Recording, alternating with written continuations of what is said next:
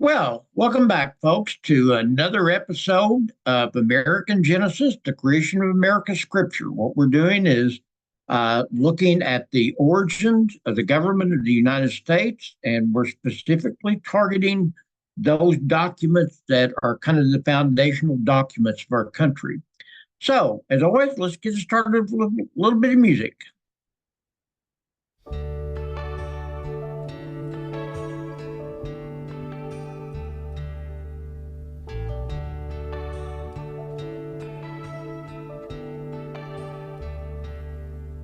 If tomorrow all the things were lost I'd worked for all my life, and I had to start again with just my children and my wife, I'd thank my lucky stars to be living here today, 'cause the flag still stands for freedom and they can't take that away.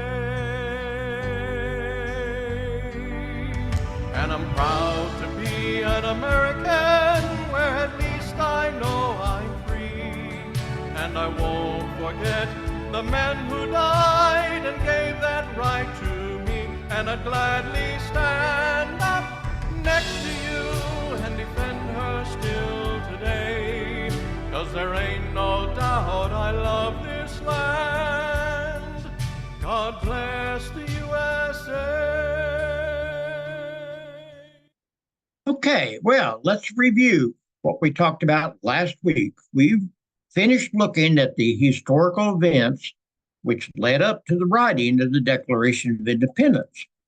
We saw how the Boston Tea Party, led by Samuel Adams and the Sons of Liberty, kind of galvanized British politicians to react more aggressively towards the colonists. Up to that point, it really hadn't been that big a deal, but the Boston Tea Party was a really big deal. I mean, after all, we're talking about almost $2 million worth of tea being thrown overboard, which hurt the pocketbooks of the British merchants. We also saw how Patrick Henry, one of the great orators of the colonial period, elevated the rhetoric against the British with his "Give me liberty or give me death" speech. The British consequently ended up sending troops to Boston to try to get order in that rebellious colony, and end up resulting in the two battles of Lexington and Concord, which are generally referred to as the first battles of the Revolutionary War. The colonials, the rebels, reacted by surrounding Boston and ended up fighting a pretty large battle at the Battle of Bunker Hill, which was actually fought on Breed's Hill. But what it did, it demonstrated that the rebels could hold their own against the great British Army. You remember, folks, the British Army was thought to be invincible up to this point, and all of a sudden, these bunch of militia ended up holding their own with them. The Second Continental Congress, which was meeting at that point, decided they needed to take control of this situation, so they sent George Washington to Boston to take control of the militia. He surrounded the city and eventually forced the British out. And finally, we saw how Thomas Paine wrote a pamphlet called Common Sense, which provided defense for independence and began to really sway support towards independence and the rebellion. So that's what we did last week. Have a trivia question. Which one of these words appear in the Declaration of Independence? Democracy, republic, God, or do they all appear?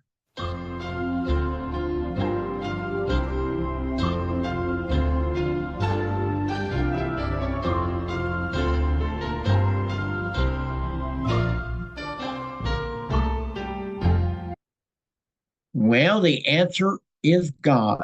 God appears four times in the Declaration of Independence, sometimes referred to as creator, but the opening paragraph refers to the laws of nature and nature's God. The word is also found in the second paragraph and twice in the last paragraph. Notably, the word democracy is not used in either the Declaration of Independence, the Constitution, or the Bill of Rights. That really surprises people when they find that out. because frankly, the founders were just a little bit fearful of that term. Uh, they didn't want any kind of tyranny, including, as one person put it, the tyranny of the majority. Now, the word republic is not found also in the Declaration of Independence, but it is used once in the Constitution. But to be honest about it, it's kind of unclear exactly what they meant by that term. So that's always surprising to people to find out that the word democracy is not used in any of these documents. Well, let's get into it. The drafting of the Declaration of Independence. We've set the stage now. The war has begun. And now the Second Continental Congress is meeting. And they decide that it is time to declare independence. That was urged on by, obviously, the battles up in Boston, as well as Paine's writing Common Sense. So they took up the chore of writing a formal Declaration of Independence. June the 11th, 1776, they choose a committee comprised of 5 people: John Adams from Massachusetts, Ben Franklin from Pennsylvania, Thomas Jefferson from Virginia, Robert Livingston from New York, and Roger Sherman from Connecticut. So they kind of spread it out there. And they were supposed to prepare a draft of a document for the whole Continental Congress to decide on. The 5 decided that they were going to let Jefferson write the first draft. Jefferson was considered the best writer of the era, and even though he was relatively young, he had already proved himself to be a really intellectual. Jefferson's draft drew heavily upon his own preamble in the Constitution of Virginia, which he had written, and George Mason's draft of the Virginia Declaration of Rights. It also drew very heavily on John Locke, one of these enlightened philosophers, as well as Thomas Paine, the writer of Common Sense. When he finished his draft, and it only took him a few days, he presented it to both Adams and Franklin. Livingston and Sherman kind of bowed out. And Adams and Franklin made some brief edits, not really very much. There's even some historians that suspect that Thomas Paine might have helped edit it. Now, Thomas Paine was not part of the Continental Congress, but he was in Philadelphia, and we know that he and Jefferson were pretty good friends. And there are some historians that believe that maybe Thomas Paine actually had a hand in writing this. But without a doubt, Thomas Jefferson is considered to be the author of the Declaration of Independence. Now, this is a good time to talk about Thomas Jefferson. Folks, there were giants amongst these founders: George Washington, Franklin, James Madison, and Thomas Jefferson. A lot of people really believe that maybe Thomas Jefferson was the most important of the founders of the American government. A lot of people don't believe that, but let's look a little bit about his life and see why he earned this reputation. He was born in Albemarle County, Virginia, son of a prestigious planter, and inherited an estate of about 5,000 acres as a teenager when his father died. I think he was the age 14 when his father died. His early education was basically, he was homeschooled for a while with tutors and local educators, history, science, classic literature, and also Latin and Greek and French. He was very, very intellectual, very smart. He entered the College of William and Mary in 1761. So basically about 18 years old. And it was here that he was introduced to the philosophy of the Enlightenment, this age of reason that was going on and had been going on for some time over on the continent. He specifically was introduced to the writings of John Locke. And we're going to talk more about John Locke when we get into the Constitution. His ideas would later greatly influence both the Declaration and the Constitution.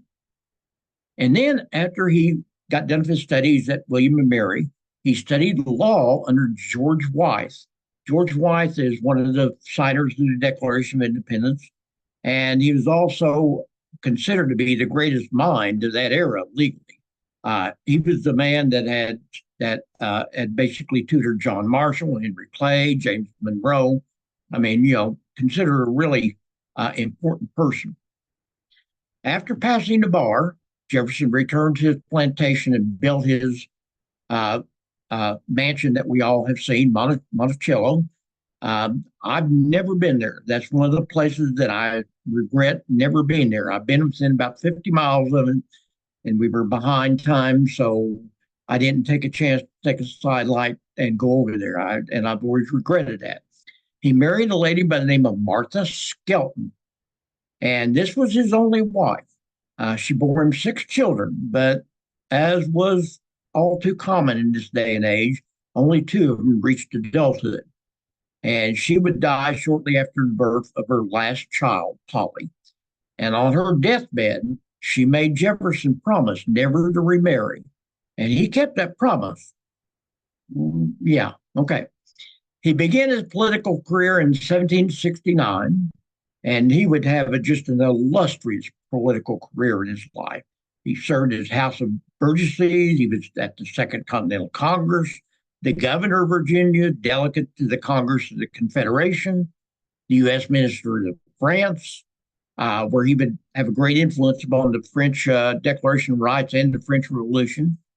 Served as the first Secretary of State under Washington, served as John Adams' vice president, and of course, the 3rd president of the United States.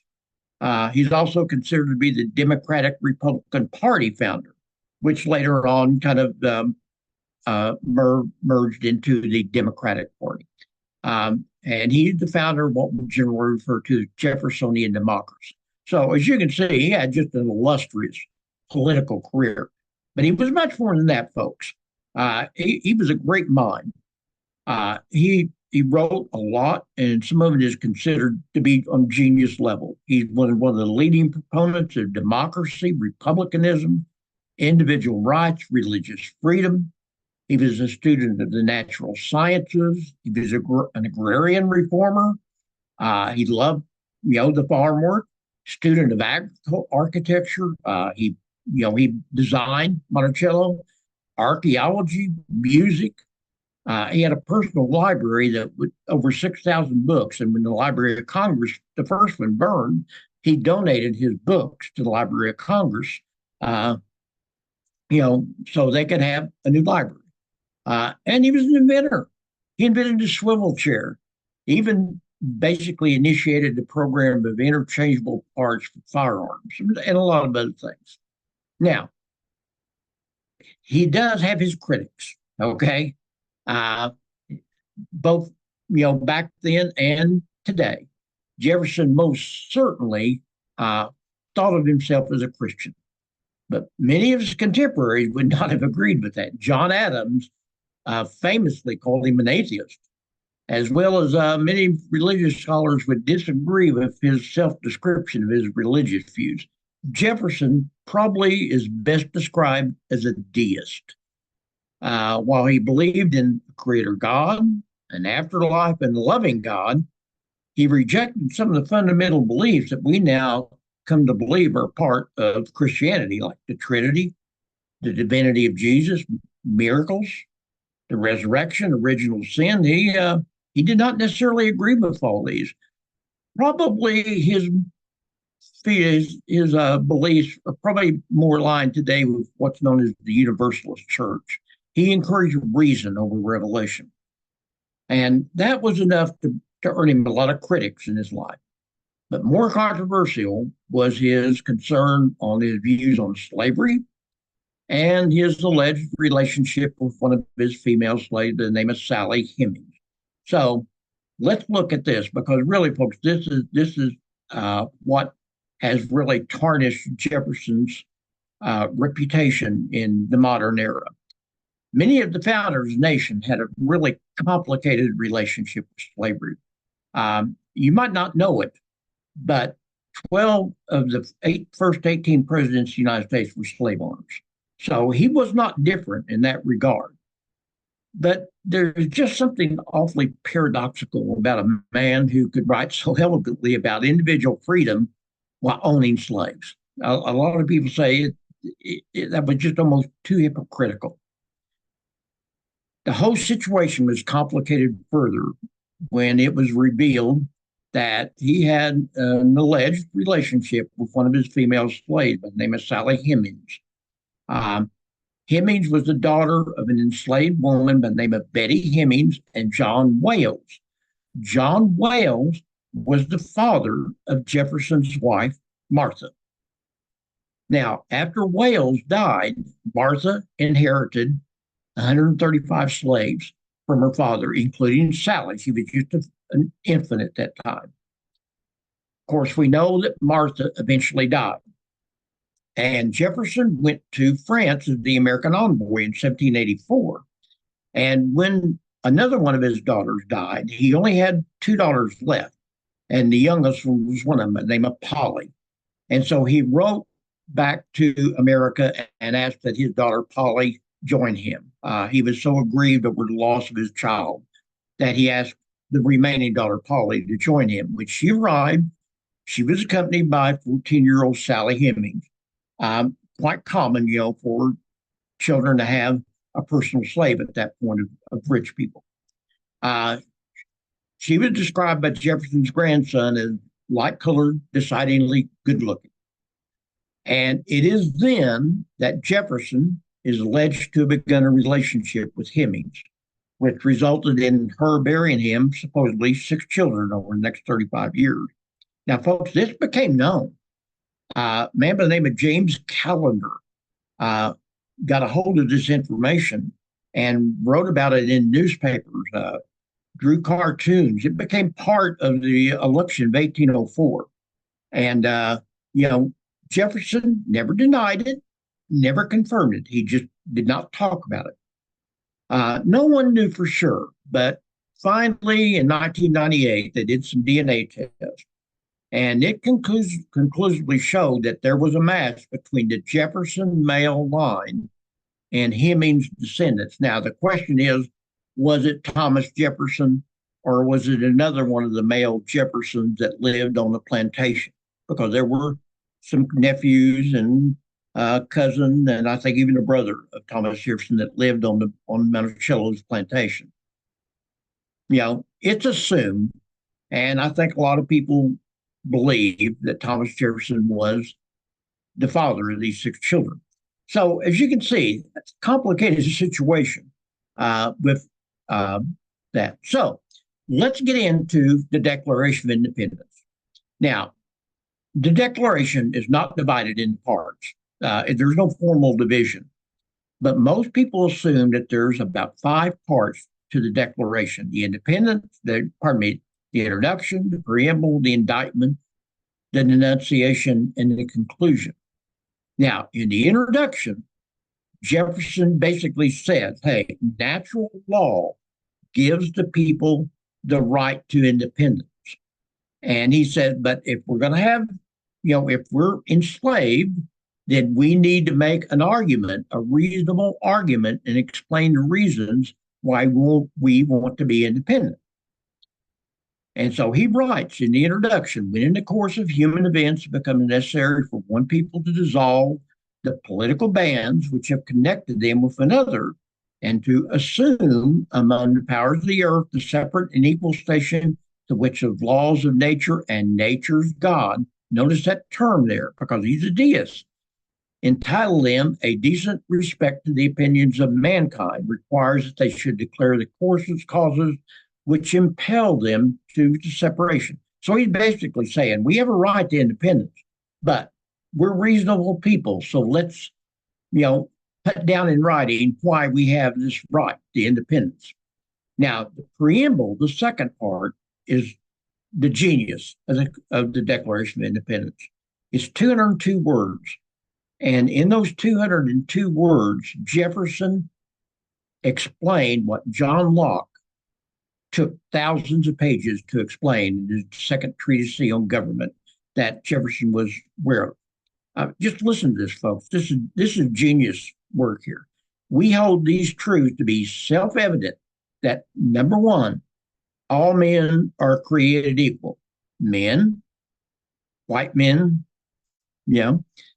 that they are endowed by their Creator with certain unalienable rights, rights that cannot be taken away. That among these are life, liberty, and the pursuit of happiness, which, as we'll find out, to Jefferson and most of the founders meant property.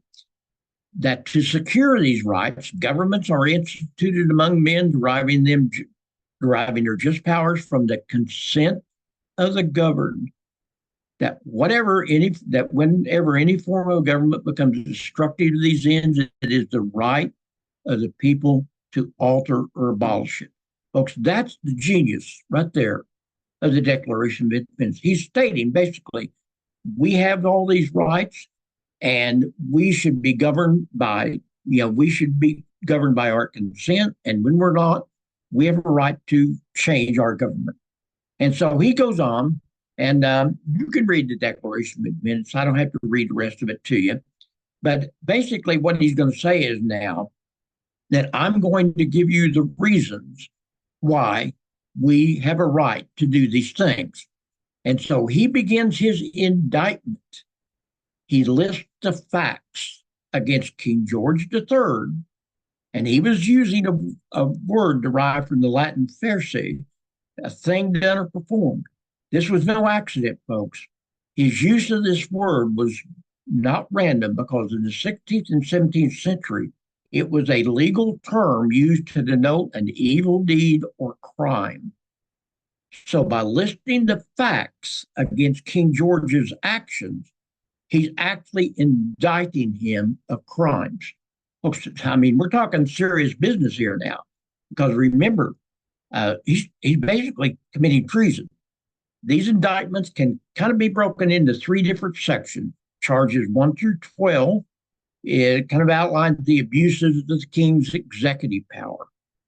Charges 13 through 22 attacks the king and the parliament for a variety of unconstitutional measures, as he sees it. And then the final charges, 23 to 27, attacks the king directly for the violence and waging war against American subjects.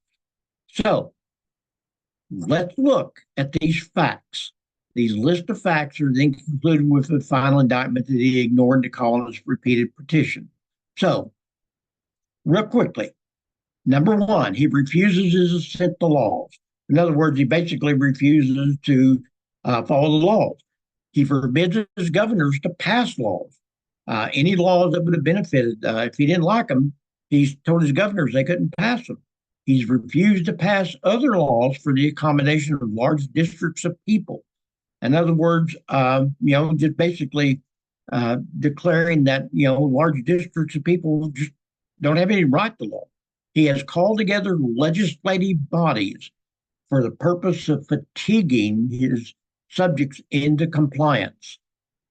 He's dissolved representative houses like the House of Burgesses, of which Jefferson was a member of.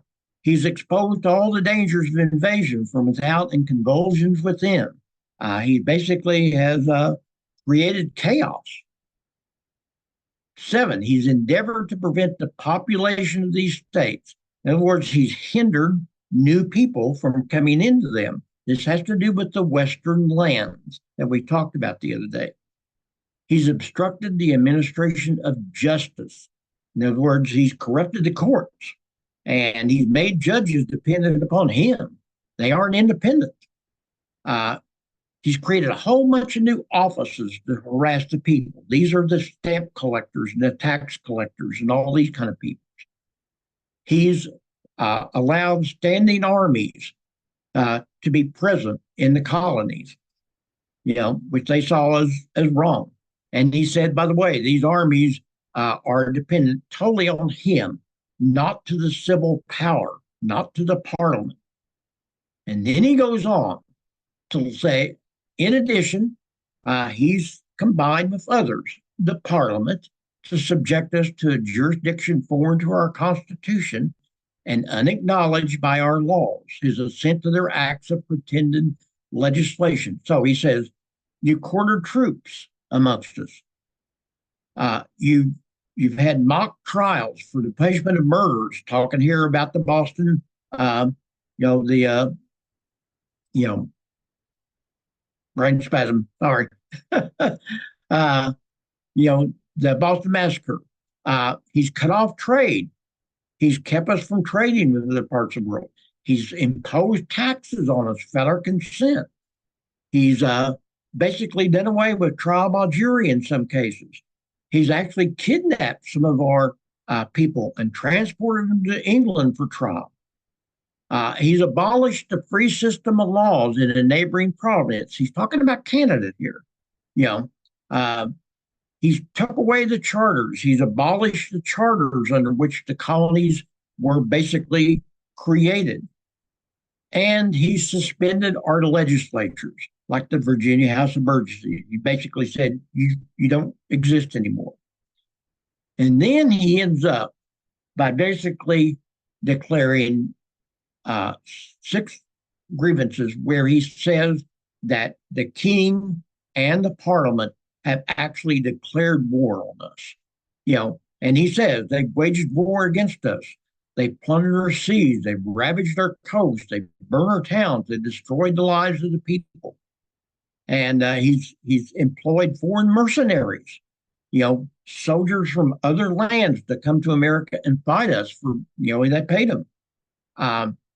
He's ordered fellow citizens taken captive on the high seas. Again, you're talking about kidnapping. Excited domestic insurrections by, basically working with the Indian population to fight against us. And in every stage of these oppressions, he says, we have petitioned for redress in the most humble terms, but our repeated petitions have been answered only by repeated injuries. A prince whose character is thus marked by every act which may define a tyrant is unfit to be the ruler of free people. Folks, this is serious stuff here, okay? And then he denounces. He says in the 4th section of the Declaration of Independence, often called the Denunciation, he follows the attacks on King George III by reminding the people of Britain that they've appealed to them too. They said, hey, we've tried to talk to you about this. We've warned you, we've reminded you, we've appealed to you that all this is going on and you stood idly by. You've been deaf to all these repeated voices of justice. And so not only do we indict the king, we indict you. He's basically declaring war on the whole British Empire at this point. What's the conclusion? Jefferson asserts that these conditions exist, under which their government. He says the British produced these conditions, and that by necessity, the colonies must now throw off all these political ties with the British crown and become independent states. We, therefore, representatives of the United States of America, folks, that is one of the first times that term is used in writing. That's our official name, but that's one of the first times it's used in writing. In General Congress assembled, appealing to the Supreme Judge of the world for the rectitude of our intentions, due in the name and by the authority of the good people of these colonies, solemnly publish and declare that these united colonies are and of right ought to be free and independent states, that they are absolved from all allegiance to the British crown and all political connection between them and the states of Great Britain is and ought to be totally dissolved. And that as free and independent states, they have full power to levy war. We're declaring war on Britain, conclude peace, contract alliances, establish commerce, and do all other acts and things which independent states may have a right to do. And for the support of this declaration, with a firm reliance on the protection of their divine providence, we mutually pledge to each other our lives, our fortunes, our sacred honor. Folks, this is a very powerful document. Think about this. 13 colonies, mostly farmers, declaring war against the most powerful nation in the world at that point. Now, what happens next? Well, the Committee of Five presents the draft to the whole Congress on the 28th. And they begin editing it. It takes about 2 days for them to go through it. They're basically I imagine they were shocked at how well this was written. They shortened some of it. One section they removed, which really upset Jefferson, was his assertion that King George III had forced slavery upon the colonies. Again, people see this as hypocritical. On one hand, Jefferson is saying slavery is bad, all men ought to be created equal. On the other hand, he's got hundreds of slaves and having an alleged relationship with one of them, fathering children by her. He would later say that Congress had mangled his document. But, for the most part, they left it intact. By July 2nd, the document had been adopted by 12 affirmative votes. New York did not approve the document because they said they weren't authorized to vote for independence. They said that's not that, our people back home didn't tell us we could do this. They later would. The final draft was approved on the 4th of July and then taken to a man by the name of John Dunlap, and 200 copies were printed. Of these copies, there's only 25 known to exist today. So, every once in a while, one shows up. It seems like I read not too many years ago that somebody found one in an attic in some house in New England somewhere. Most of the other delegates signed the document in what signer Benjamin Rush said was a pensive and awful silence. After all, remember, folks, they were committing treason against the king, which was a death punishable by a gruesome death known as hanging, drawing, and quartering. And again, I don't want to get into this too much, but folks, this is one of the most horrific deaths ever designed by man. Basically what they did was they hung you till you were almost dead. They took your four limbs and stretched them out with ropes until they basically pulled all of them out of socket. They would open you up and remove your internal organs while you were still alive and set them on fire until you died. There's not many more gruesome deaths. They knew this was what they were doing. Now, there's a lot of anecdotes about what happened at the signing of the Declaration of Independence. We all know that John Hancock signed his signature in big, large, flamboyant style. Remember, John Hancock was one of the richest men in the colonies. And when he said, "I pledge my fortunes," and all, he wasn't exaggerating. I mean, he was a very rich man. And he became one of the most wanted men. Well, they all became wanted, but he was one of the most wanted. And there's a anecdote that says there, I guess King George will be able to read that. Some people say he said, I guess King George will be able to read it without his eyeglasses. Nobody knows for sure what was said or if it was even said at all. Another has Franklin remarking after the signing that they all must hang together, or most assuredly we shall all hang separately. That sounds like something Franklin would say. He always had a little sense of humor about him, even then. And then there was Benjamin Harrison. By the way, Benjamin Harrison was the father of a president and the grandfather or great-grandfather of a president. William Henry Harrison and Benjamin Harrison, his later on great-grandson. He was a very big man, rotund, heavy. And supposedly he signed just before Elbridge Gerry in Massachusetts. Elbridge Gerry was a very little man, very thin, and did not have very much of a sense of humor, supposedly. And supposedly Harrison turned around and looked at him and said, "I shall have a great advantage over you, Mr. Gerry, when we are all hung for what we are now doing. From my size and weight of my body, I shall die in a few minutes and be with the angels. But for the lightness of your body, you will dance in the air an hour or two before you're dead." And they said Gerry didn't think it was very, very humorous, when Harrison told him that. So I don't have time for this, but next week we're going to start off with kind of a recitation by, I know somebody that all of you remember, Paul Harvey, who talked about the signers of the Declaration of Independence. But this is where we're going to stop today. So I hope you've enjoyed this. I hope this has given you some insight on exactly what these guys were doing. Like I said, folks, this was no mere exercise in academic thought process. They were committing treason. They were giving their whole lives up for independence. And remember, at this day and time, when they were doing this, not everybody in America, by a long shot, was for this. In fact, the case, they were probably in the minority at this point.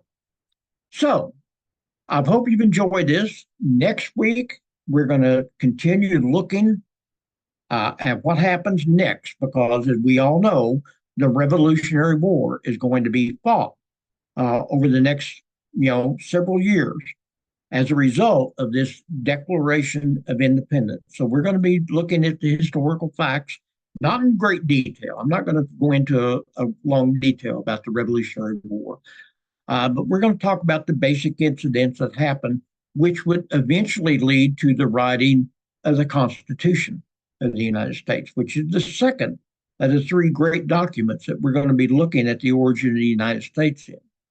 So I hope you've enjoyed this. I encourage you, if you can, to go online if you don't have a written copy and look back and read the whole Declaration of Independence again. It's a great document, particularly that preamble. Those first 200 words that Jefferson wrote are just spectacular words and genius. So I will let you go for now, and I appreciate you being with me, and we will see you hopefully next week.